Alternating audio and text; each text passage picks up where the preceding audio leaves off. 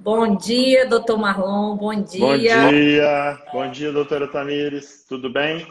Tudo jóia, muito calor aí em Cachoeiro. Como sempre, né? Como sempre aqui dentro do ar-condicionado, porque cachoeiro não brinca, não. Você tá tranquila, então, tá no ar-condicionado. Só funciona assim aqui, não tem jeito. Só um minutinho que eu preciso só fazer um contato com o Austin aqui, só por um segundo. Bom, eu vou fazer a apresentação do nosso amigo Marlon Ataíde, né?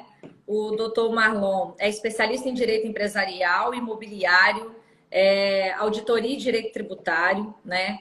Atua fortemente nos modelos de reestruturação e de direito empresarial no estado do Espírito Santo, com forte atuação na região sul do Espírito Santo também, com uma vasta experiência em modelos de recuperação judicial também, aqui com casos bastante emblemáticos, né, doutor Marlon? E aí, por É, essa razão, nós nos unimos junto ao doutor Austin também, no que a gente chama Comitê de Gestão de Crise, aonde nós vamos tratar aqui, ao longo dos próximos meses, alguns assuntos que sejam inerentes à reestruturação de empresas, à recuperação judicial e à gestão de empresas em crise. Hoje, especificamente, nós vamos falar sobre as formas de financiamento de gestão da crise, né? Vamos abordar também as questões previstas na Lei 11.105 e as questões que já estão previstas e sancionadas na nova reforma, na reforma da Lei 11.105, que entrou em vigor este ano, né, que é a 14.112, que trouxe mais de 50 alterações na Lei 11.105, aditivou mais de 40 artigos. Então, é uma grande reforma nos modelos de reestruturação e recuperação judicial no país. Doutor Marlon, seja muito bem-vindo à nossa live, é um prazer estar aqui contigo, é um prazer trabalhar contigo e que nós possamos fazer um excelente trabalho hoje aqui com os nossos participantes dessa live. Fique à vontade. Obrigado, doutora Tamires, obrigado. Na verdade, foi uma grata satisfação conhecer a Tamires, né? Essa cara de menina, mas com grande expertise na contabilidade, mas especialmente na reestruturação empresarial, né? A visão da Tamires é muito ampliada, professora universitária inclusive contadora e assessora de grandes grupos econômicos no Espírito Santo. É um grande prazer não ser só conhecido da Tamires, mas ser amigo dela, né? Ser amigo e bater aqueles É uma altos honra. papos. Então, e eu conheci a Tamires justamente nesse mundo da reestruturação empresarial e falando de recuperação judicial, né? E um contador entrando tanto nesse assunto foi quando eu descobri que Tamires não é à toa que ela tem tanto conhecimento.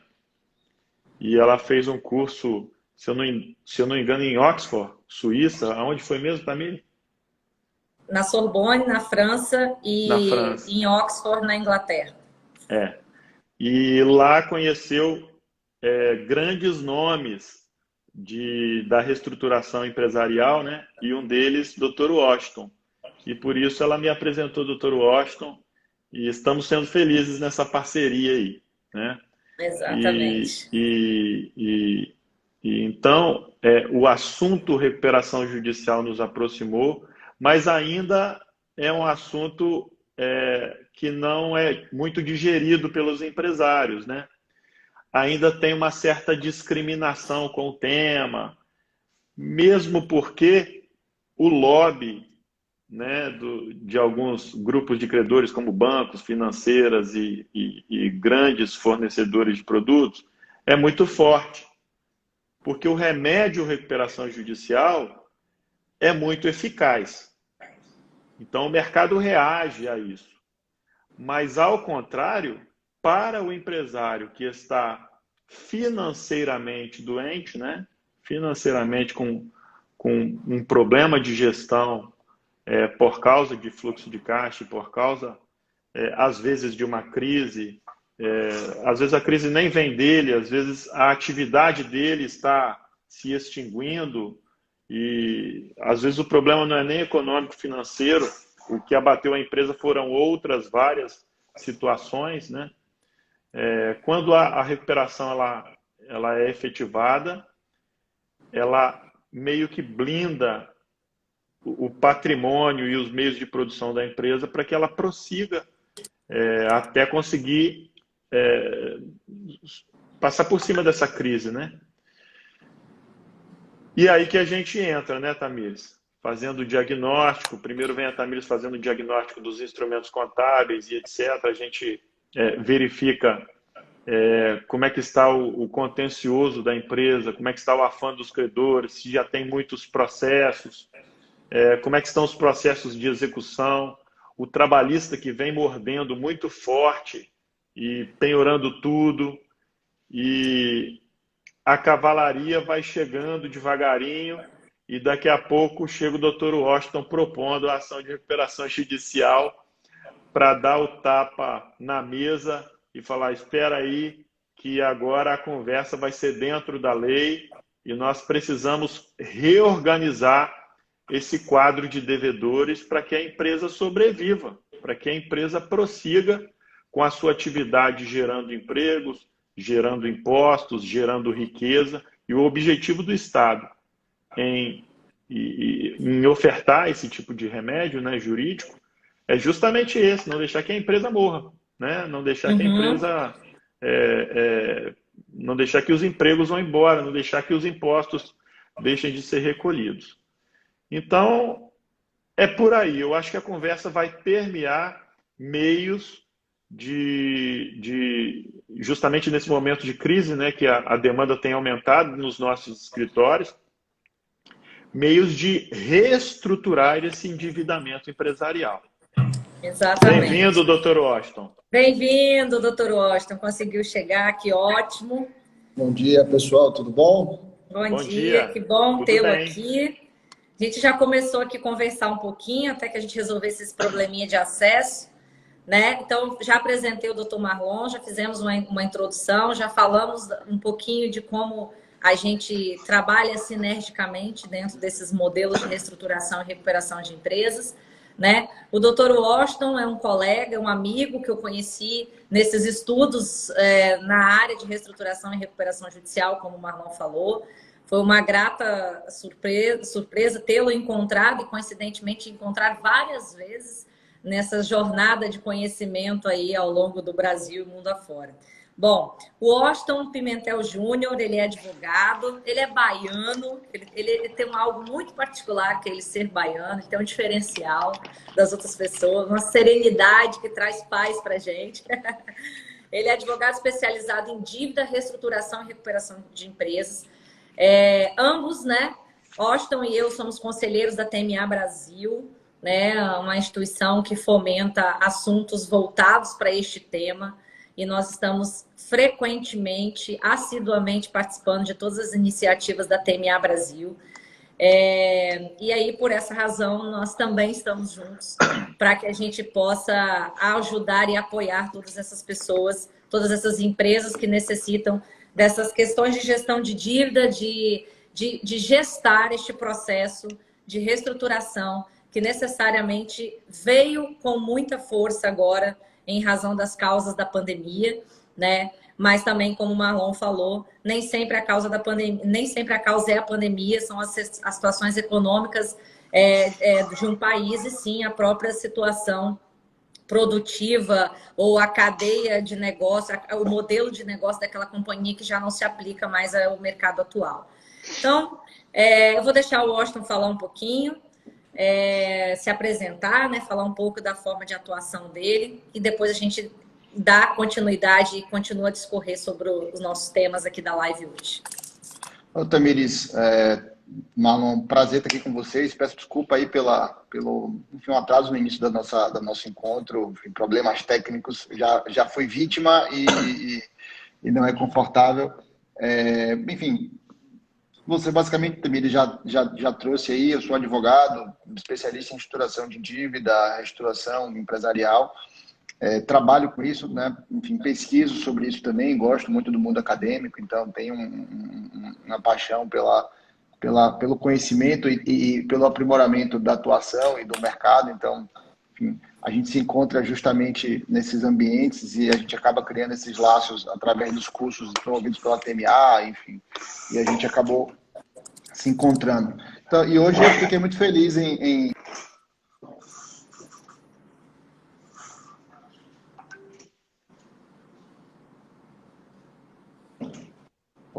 Travou, voltou. Travou. Enfim, e eu fiquei muito feliz para poder a gente poder se encontrar e falar um pouco sobre... tivemos uma alteração da legislativa agora, 14.112, alterando a lei de recuperação judicial e falência, trazendo alguns outros instrumentos, e eu acho que é bacana a gente trazer esse ponto, falar, discutir, tentar dar um quick call aqui para o nosso seguidor, enfim, que gosta da matéria, que olha sobre estruturação e eficiência empresarial. Então, queria agradecer a vocês. Obrigada, Washington. Bom, queria cumprimentar aqui o presidente da OAB Espírito Santo, José Carlos Risque, presente aqui na nossa live. Muito obrigado, doutor José Carlos Risque, pelo apoio aí quanto a este tema.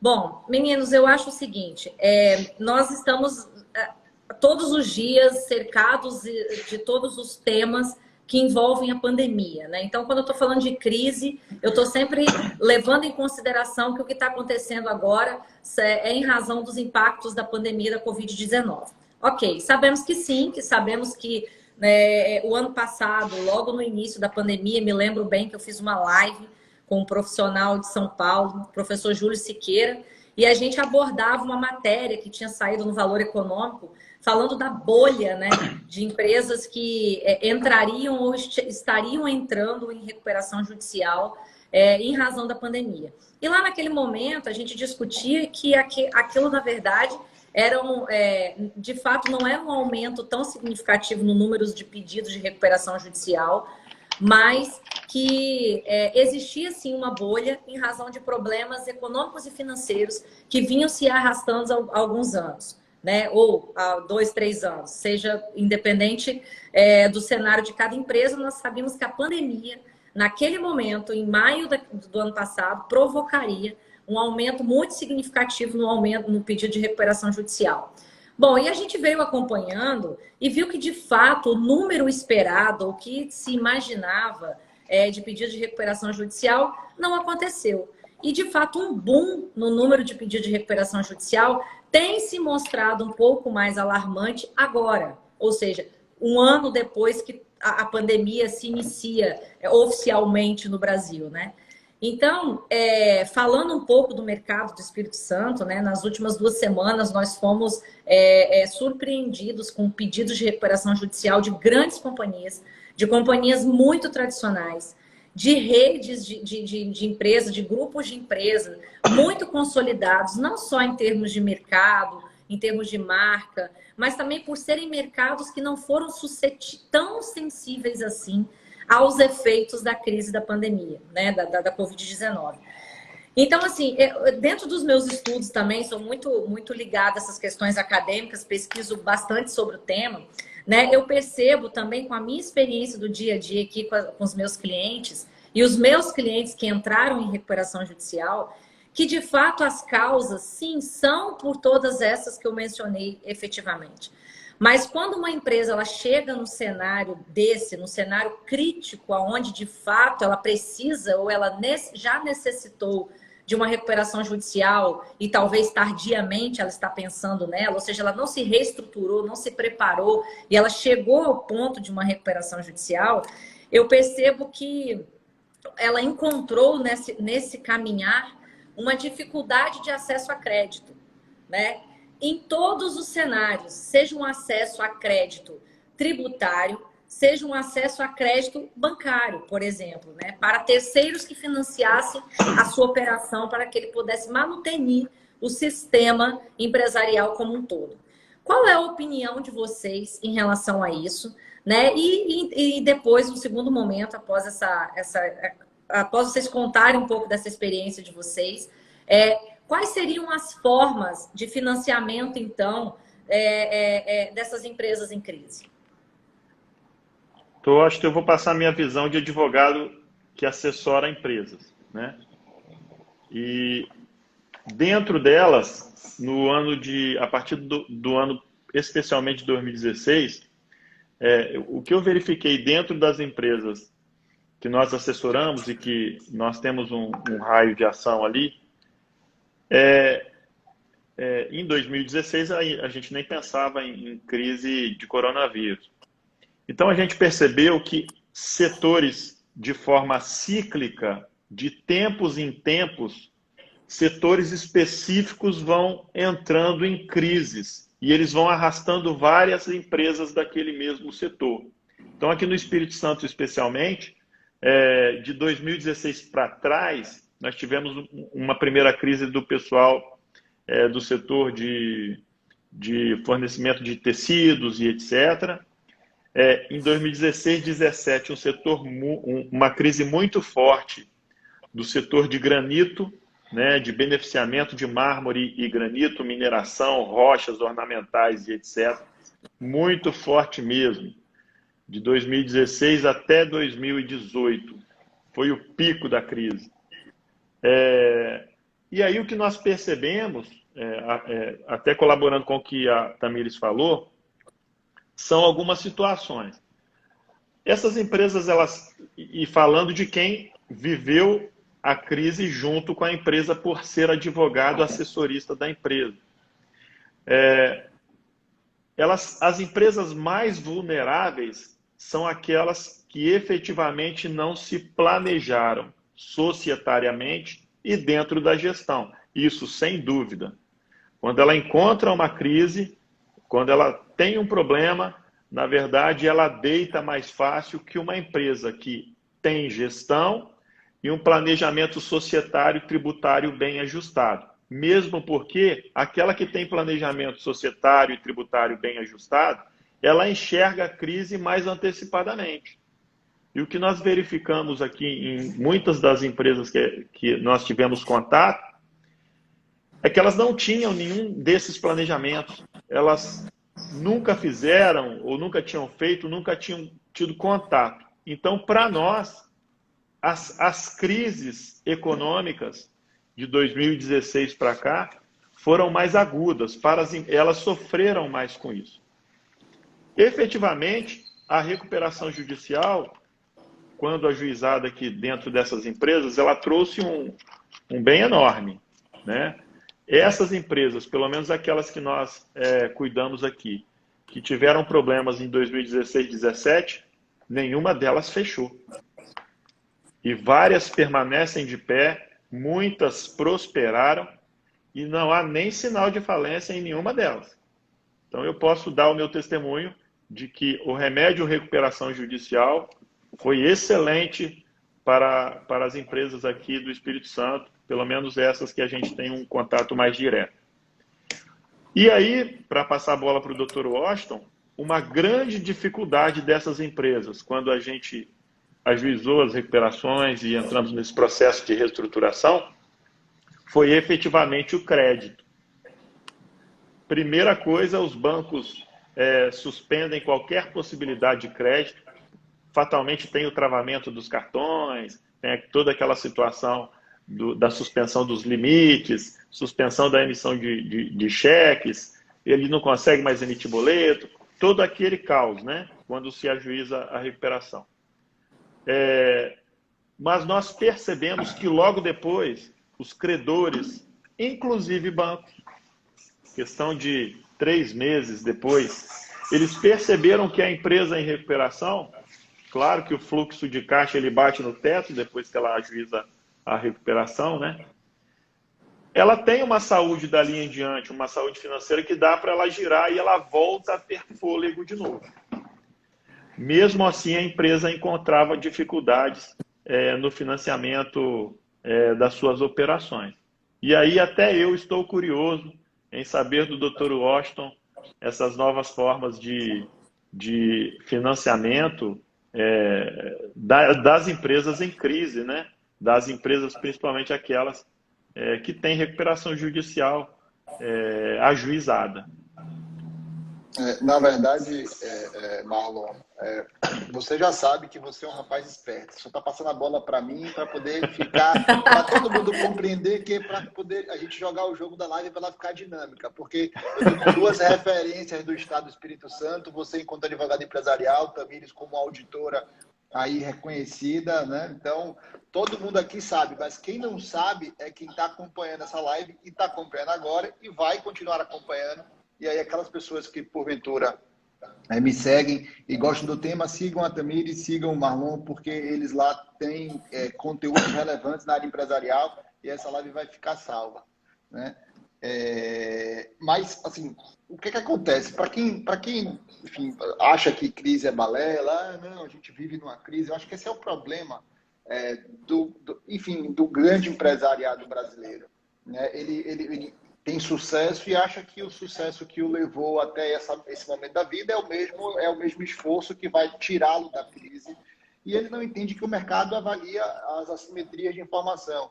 Então, efetivamente, é o que você falou, Marlon, o cara, quando ele tem instrumentos societários, empresariais, tributários, de planejamento, gestão e monitoramento da atividade, o que acontece em um determinado momento, ele consegue aferir o risco da atividade dele, se a margem de contribuição dele, e aí a Tamires é especialista nisso e cada vez mais vem aperfeiçoando a expertise para poder entregar essa estrutura de análise e acompanhamento gerencial das companhias, indo para os índices, né? Porque o empresário, às vezes, ele tem muito feeling, né? Ele decide muito pelo feeling porque conhece o mercado, mas só que às vezes o feeling não justifica o risco vis-à-vis o retorno daquela nova filial, daquela nova linha de produto, e isso faz com que você vá deteriorando margem. E a gente não tem também uma visão clara de prospecção de oportunidades de financiamento. Nós temos um relacionamento empresarial muito concentrado em bancos, né? Só que desde 2002 a gente vem tendo regulações de fundos de direitos creditórios que começam a dialogar com o mercado e vem se aprimorando. Hoje, inclusive, a gente tem uma nova audiência pública na CVM para alterar a estruturação de regulação de fundos. Exato. Justamente fundos que tratam sobre créditos não padronizados, que são esses créditos oriundos de empresas em dificuldade, créditos não performados.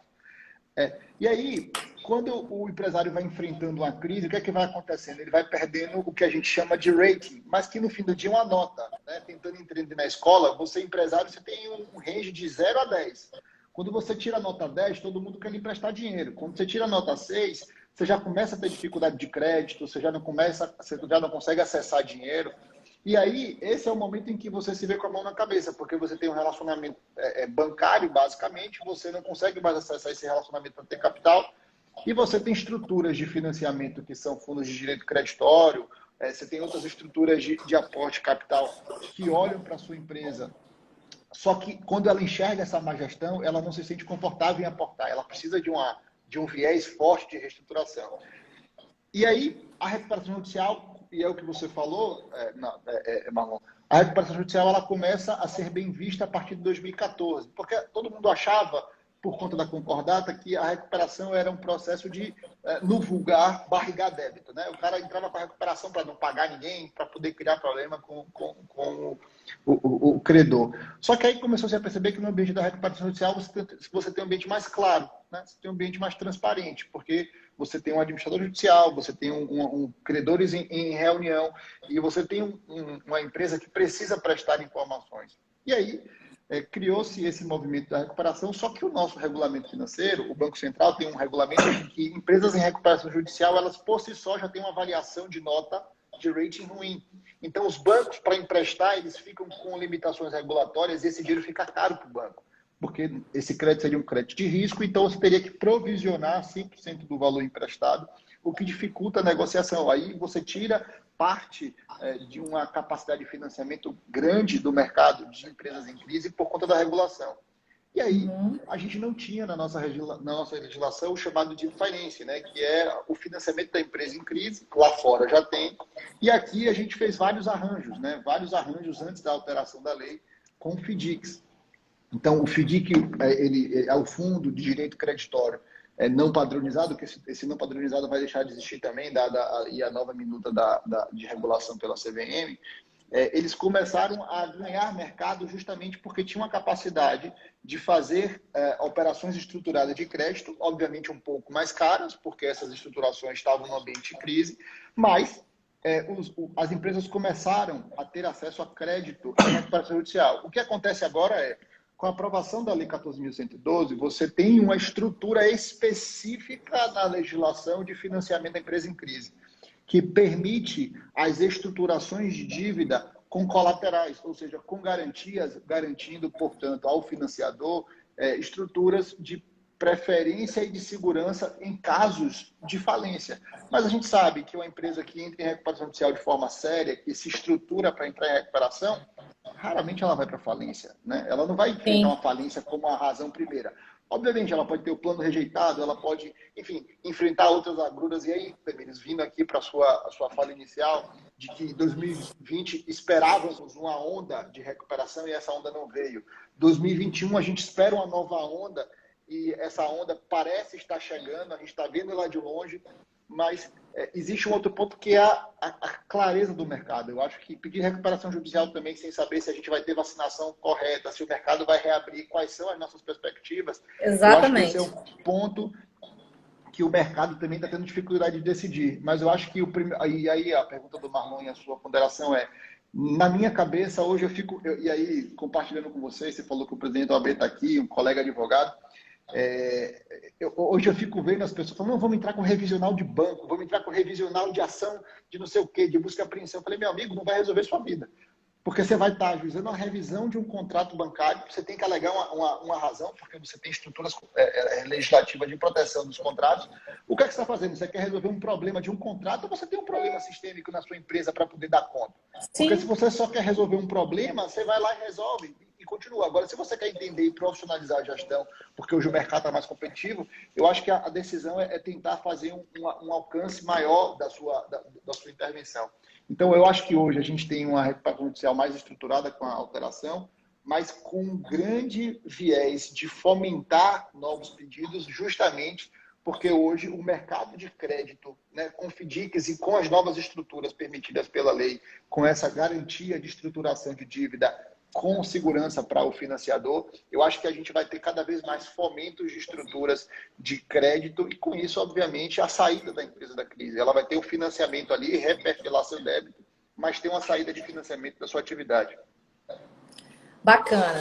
Washington, você tem alguma experiência, eu sei que sim, mas assim, alguma opinião sobre os relacionamentos de crédito de empresas em recuperação ou empresas em crise, né, que buscam recursos no exterior, que eu percebo que isso é uma realidade no Brasil hoje. Percebo que isso é uma realidade no Brasil hoje, e isso já vem acontecendo de forma bastante sutil em alguns casos de recuperação no Brasil, mas eu vejo isso um pouco mais latente agora, um pouco mais próximo da gente. Eu queria que vocês falassem um pouquinho sobre isso, sobre os investimentos de capital do exterior para financiamento de empresas em crise no Brasil. Assim, Tamires, esse financiamento exterior, né, a captação internacional de recursos, ela hoje está muito mais estruturada dentro de empresas de grande porte, né? Então, empresas de grande porte têm acesso e têm relacionamento a essas estruturações, porque são estruturações que são mais sofisticadas, você depende de um colateral emitido lá fora. O que a gente tem percebido é que, na verdade, fundos de investimento em ativos estressados começam a chegar no Brasil, né? Começam a entender que o Brasil tem Capital Ventures?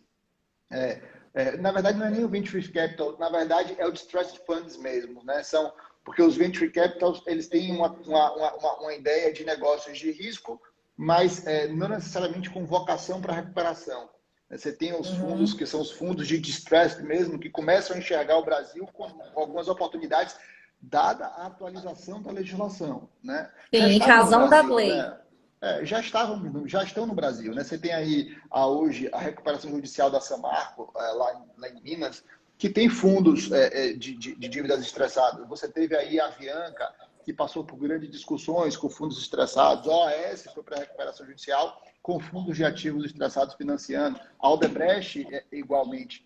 Então, essas estruturas já estavam no Brasil, mas olhando e mirando o mercado mais qualificado de empresas muito maiores. Hoje, você, com a alteração da legislação, você começa a ter esses fundos olhando para talvez diminuir um pouco o target de nível de faturamento para poder amadurecer o mercado. Então, isso a gente está enxergando. Mas isso ainda não, eu particularmente ainda não vi isso chegando na ponta para clientes de médio porte. Mas já conversei com representantes, executivos que trabalham ou atuam junto a esses fundos e eles, de fato, estão olhando essas oportunidades. Exato. Assim, eu fiz essa pergunta porque isso é uma realidade muito distante do nosso mercado aqui. Talvez seja uma realidade tão somente de grandes empresas, de empresas de grande porte. O perfil de empresas que a gente observa que tem entrado em recuperação hoje são considerados, claro, empresas de grande porte ou empresas grandes aqui no nosso estado, né? Mas não são consideradas grandes empresas perto dessas que você mencionou. Muito pelo contrário, são empresas minúsculas perto dessas que nós mencionamos aqui, Odebrecht, Samarco e tudo mais. Então, assim, a minha preocupação, e é o que a gente tem vivido hoje como profissional aqui, qual a oferta de serviço ou qual a solução mais viável para uma empresa como essa que hoje tem 600 mil, 1.200 funcionários, que ela não tem mais acesso a crédito, que ela tem apenas um critério tributário para poder aderir, porque o fisco disponibilizou agora em razão da pandemia, e ela não tem fontes de financiamento de recurso para sequer pensar numa recuperação judicial. Então, assim, o que a gente tem observado aqui no Estado do Espírito Santo, por exemplo, é que já em alguns casos já nem se fala, Washington, não se fala em um processo de uma recuperação extrajudicial, em um processo de uma judicial. Eles falam em fechar as portas, simplesmente falir de forma desregular, de forma,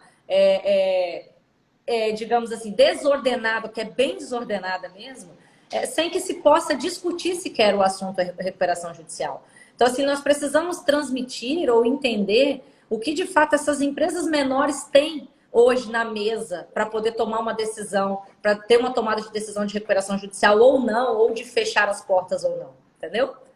Sem dizer, claro, também num ponto que o Washington tocou, que muitos dos casos, eu não estou falando de um impacto de uma crise da pandemia 19 que faltou dinheiro no caixa, não. Eu estou falando de uma remodelagem, uma reestruturação do negócio como um todo, que muitas vezes não é uma recuperação judicial que vai resolver. Tem esse cenário também. Mas considerando este cenário, um cenário que de fato estaria suscetível a uma recuperação judicial, o que nós temos hoje na mesa para oferecer para essas empresas, entendeu? Uhum. E arrematando a Tamires, o que nós vemos por dentro das empresas e com empresas que às vezes nós conversamos e às vezes até fazemos alguma avaliação, é que os empresários eles não sabem que precisam de certos remédios. Então ele espera, que o empresário brasileiro é assim, né? Ele vai na esperança de virar o jogo, e como um viciado ele continua, e quando ele procura uma solução, ele já passou da risca de giz, que ele deveria observar antes. Estados Unidos e empresas do exterior, quando se trata de reorganização empresarial, e o Washington pode até falar melhor, para pedir a reorganization nos Estados Unidos, basta a estatística da empresa, alguma linha da empresa está caindo, e ele já pede a reorganization para se proteger. Aqui não, a gente vai falar de fazer uma reestruturação, o cara, não, eu ainda não estou nesse ponto. Então, assim, o que eu percebo é que se faz pouca menção dos diagnósticos, das avaliações prévias mais técnicas, para verificar como é que está a saúde financeira dele. E os empresários acreditarem mais também nos técnicos. Porque às vezes você faz um diagnóstico, o cara está com um endividamento tóxico, mas não acredita nele. Então, assim, para aproveitar o que Tamires falou e passar a bola para o Dr. Washington, eu queria também que você repisasse, Washington, isso, e eu já vi alguns de seus diagnósticos, para falar um pouco desse ponto, porque o empresário pelo menos o capixaba, mas eu acho que o empresário brasileiro, principalmente das empresas médias e pequenas, ele não acredita muito que vai ter um problema a ponto de fechar as portas. E aí Tem isso precisa também. fazer um diagnóstico, fazer um estudo, e ele precisa acreditar nos técnicos quanto a isso. Outro ponto é o seguinte: quando a solução é a recuperação judicial, ele também não acredita. Eu não preciso da recuperação judicial. Ou ele faz uma confusão. Que aí eu vi nas suas redes sociais, Washington, uma brincadeira que você fez, né? Falou em recuperação judicial, o cara já acha que é falência. Né? Então, é bom explicar isso, né? Essa situação, porque as pessoas confundem muito os institutos. E não vê, muitas vezes, a recuperação e até a falência como planejamentos, inclusive ferramentas de gestão. E aí eu solto o desafio para vocês aí. É bom você colocar isso, Marlon, porque existe uma grande diferença entre um mercado de recuperação judicial paulista com capixaba. Muito diferente. A compreensão do empresário aqui quanto a esse tema, ela está anos-luz longe de um empresário de São Paulo que pensaria numa recuperação judicial. E a gente faz uma gestão de passivo, né?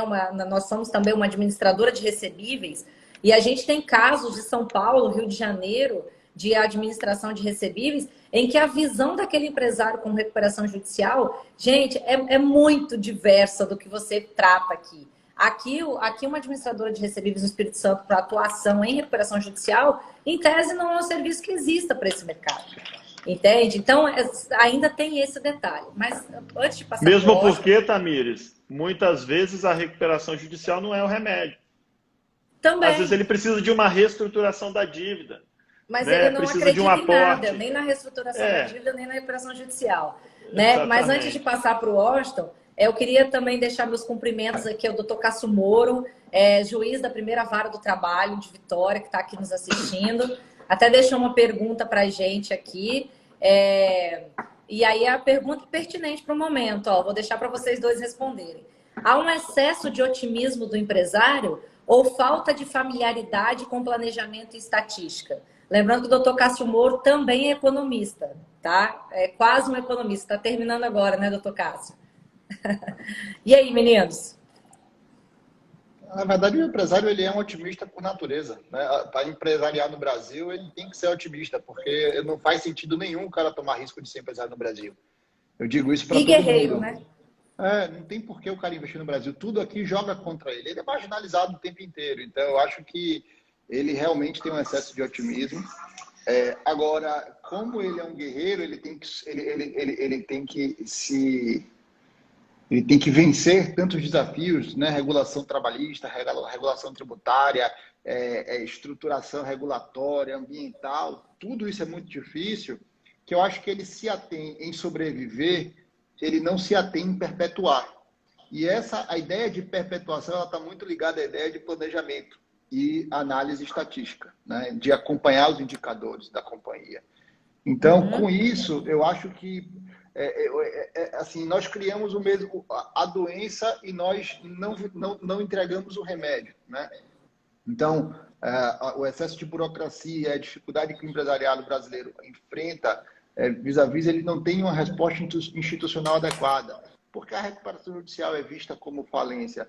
É porque a história remete que quem se valeu da concordata nunca voltou.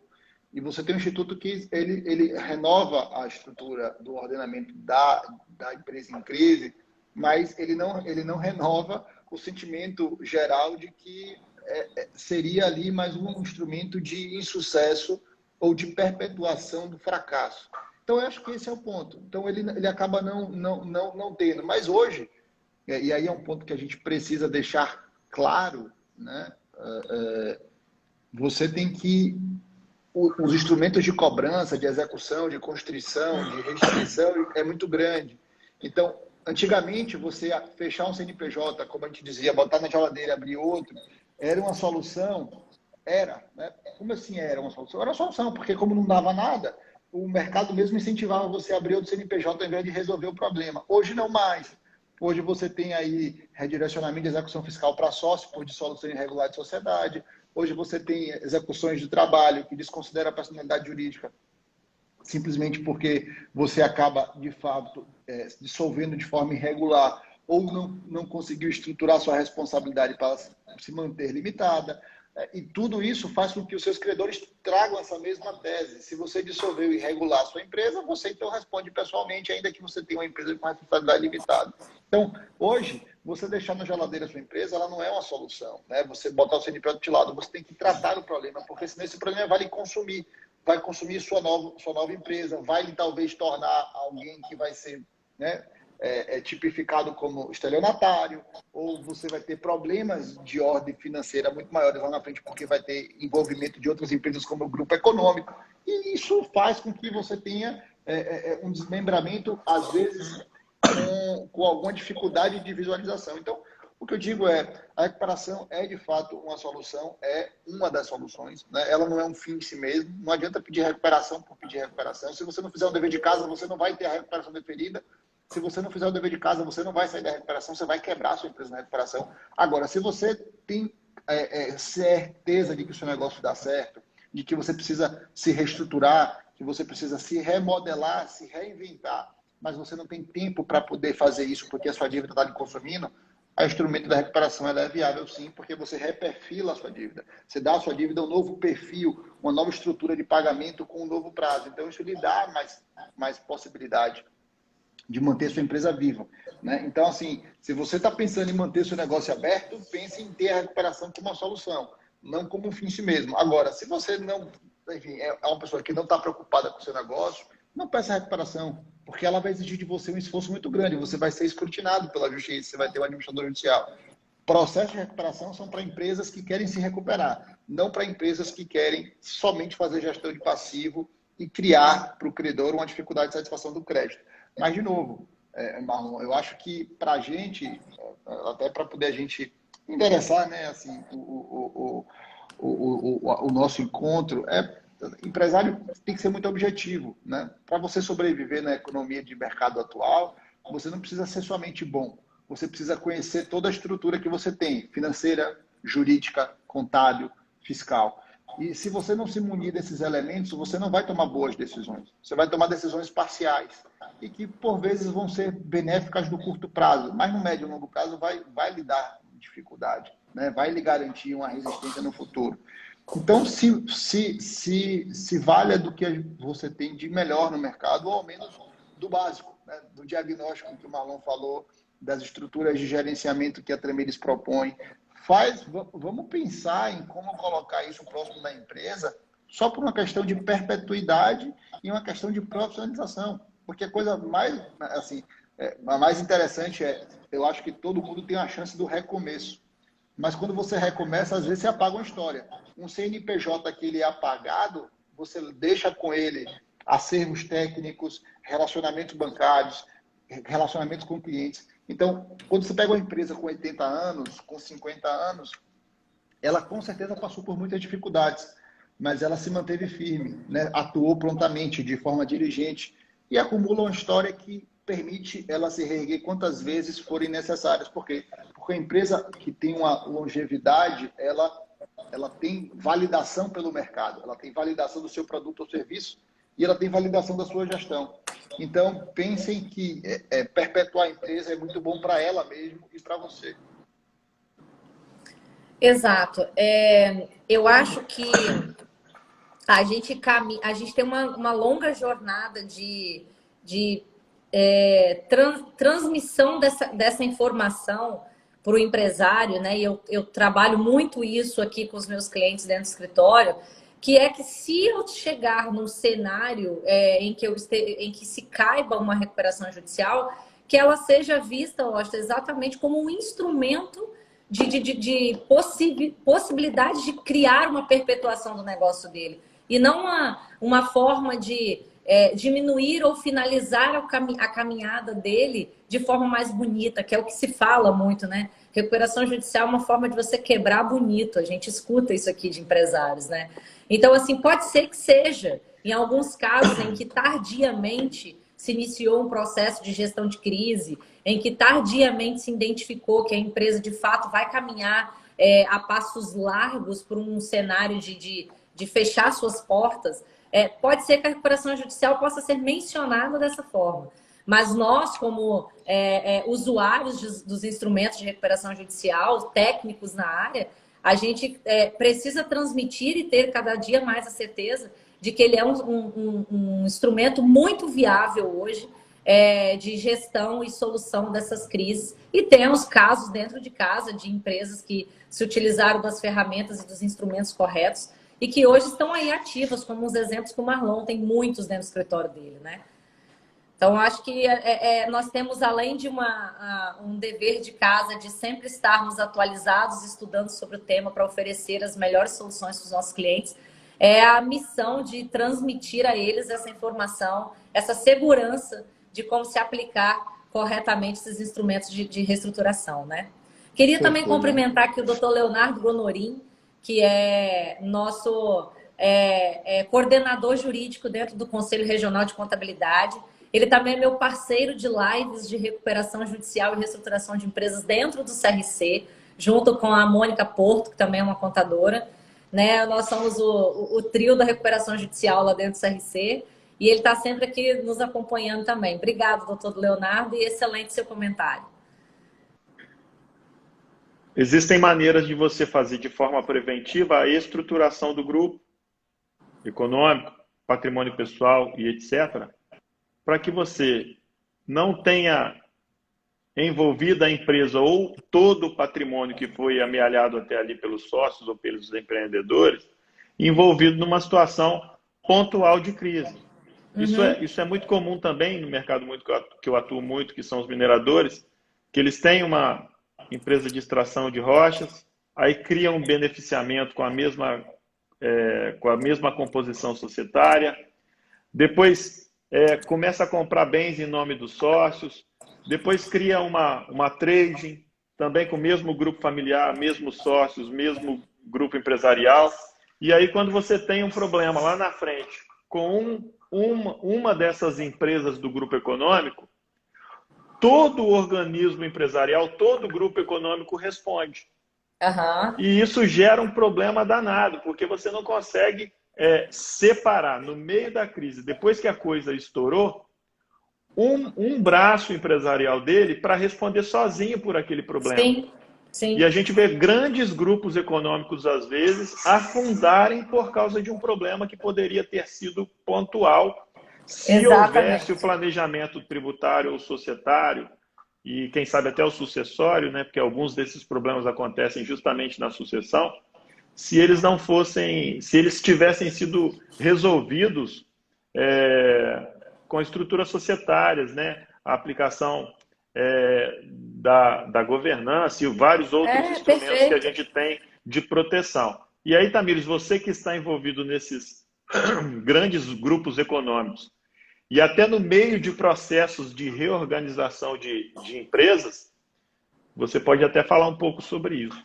Eu vou contar, eu sempre falo muito disso, Marlon, a gente nas nossas rodas de conversa também sempre discute isso, mas vou falar um caso recente em que a gente observou a necessidade de um planejamento tributário, um planejamento societário / sucessório, também principalmente por uma questão de sucessão familiar, porque os sucessores estão inseridos dentro do negócio já e não coparticipam societariamente do negócio como um todo, né? E também por uma questão de proteção patrimonial.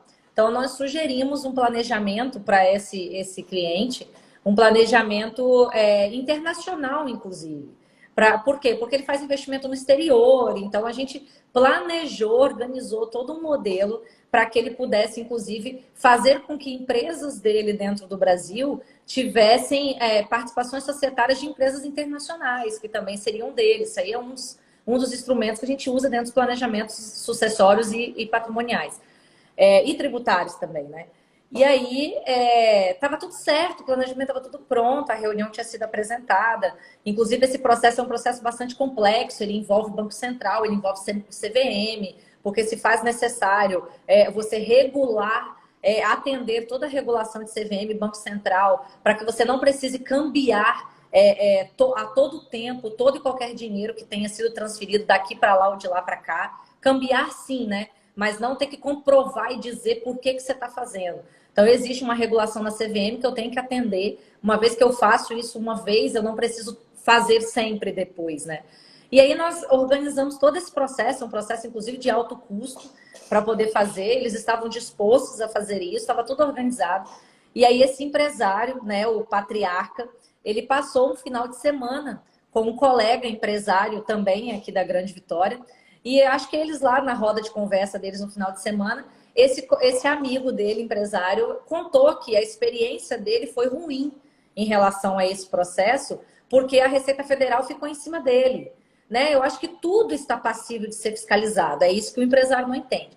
Tudo está passível de ser fiscalizado. Quanto mais elementos você inclui dentro de um processo empresarial, mais suscetível a questões fiscalizatórias e irregular você está sujeito, né? A regulamentações de CVM, de Banco Central, de Receita Federal e tudo. Né? E o empresário ele não compreende isso. Segundo, que se eu não fizer esse processo correto, a Receita Federal vai todo mês bater na sua porta. Então, a experiência ruim e, desculpa, mal feita desse empresário, ele estraga um processo que talvez seria a única alternativa que esse empresário teria hoje. E, aos meus olhos, seria a única. Entendeu? Eu participei de um planejamento em que os estudos mostravam que apenas a variação cambial gerava uma despesa que consumia toda a margem de lucro do produto dele. Exato. Então... E ele não tinha, apesar de exportar para o Brasil, para o mundo todo, ele não tinha sequer uma conta bancária no exterior. Imagine, ele todas as vezes que precisava pagar insumos ou comprar alguma coisa lá no exterior, ele tinha que cambiar e fazer a conversão e etc. Ele ficava vulnerável à variação das moedas que ele cambiava.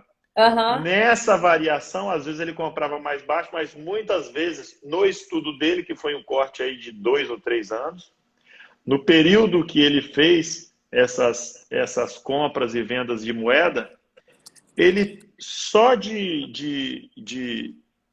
do valor, né, da variação cambial, ele perdeu toda a margem de lucro dele, mas ele não percebia. Ele não percebia. E se ele tivesse uma conta lá fora em dólar, ele podia fazer essas compras, esses pagamentos, sem fazer a conversão. Então, assim, uma verificação, uma estrutura, um diagnóstico global sempre é bem-vindo, porque ele não visa só verificar a questão tributária, mas também a questão sucessória, a questão até comercial, porque às vezes o cara acha que está tendo lucro, ele está tendo muita venda, numa outra situação, estoura de vender, vende mais que os concorrentes, crescendo e tal.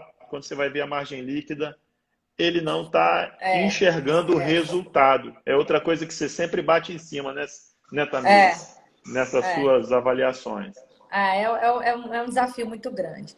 Bom, nós estamos caminhando para o fim, o Washington não conseguiu voltar, mas assim, para concluir o que você falou, né? Eu acho assim, acho que as ferramentas estão disponíveis, são inúmeras as ferramentas. O acesso ao crédito ele é muito maior agora, visto os anos anteriores, visto os momentos antes da reforma da Lei de Recuperação Judicial. Então, assim, nós temos ferramentas de crédito, nós temos crédito, nós temos fundos, nós temos empresas que alienam ativos estressados, nós temos empresas que financiam ativos estressados, nós temos crédito e financiamento para empresas em recuperação judicial previstos em lei.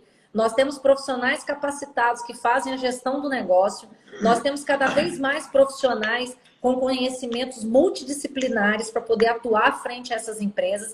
Então, assim, eu só posso chegar à conclusão que muitos dos casos, a maioria deles, passa antes por uma questão cultural. Os problemas são sempre os culturais. E eu acho que o nosso trabalho é o de trabalhar a reforma da cultura, vamos chamar assim, a modificação daquilo que está errado dentro da cultura daquele empresário, para que ele possa ter uma visão mais ampla de solução para a reestruturação do negócio dele. E melhor, e um pouco mais a fundo, fazê-lo enxergar mais claramente o ponto da crise. Que o ponto da crise não é quando não tem mais jeito de resolvê-lo, e sim se antecipar a isso. Eu acho que a nossa jornada é longa, a minha é muito pesada, porque eu falo isso todos os dias. Eu tenho empresário que olha para mim e fala, não, mas a gente está passando alguma dificuldade? Eu falei, a partir do momento que você necessita de pedir um crédito de terceiro, você pedir bênção para alguém para poder caminhar, você já está precisando de ajuda. E o fato de você ter pedido ajuda, a causa do seu pedido, da sua clemência, tem que ser revisado. Tem que entender por que chegou até ali. Mas esse é o nosso trabalho, né, Marlon? Vamos seguir adiante, né? Na verdade, eu deixo uma palavra de esperança, né? Porque os empresários têm que procurar os técnicos, os seus técnicos, né? Às vezes tem pessoas dizendo que são técnicos e não têm conhecimento.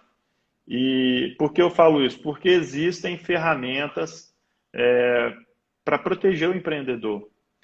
Existem ferramentas para salvar. Eu já vi empresas pré-falimentares, vejo hoje empresas pré-falimentares que foram salvas por alguns desses instrumentos. Então, eu acho que tem uma onda de problemas acontecendo no Brasil, no nosso meio empresarial, mas nós temos que revigorar nossas forças, olhar para frente e crer que é possível atravessar esse rio de problemas, né? E muitas vezes é possível se recuperar e voltar até melhor.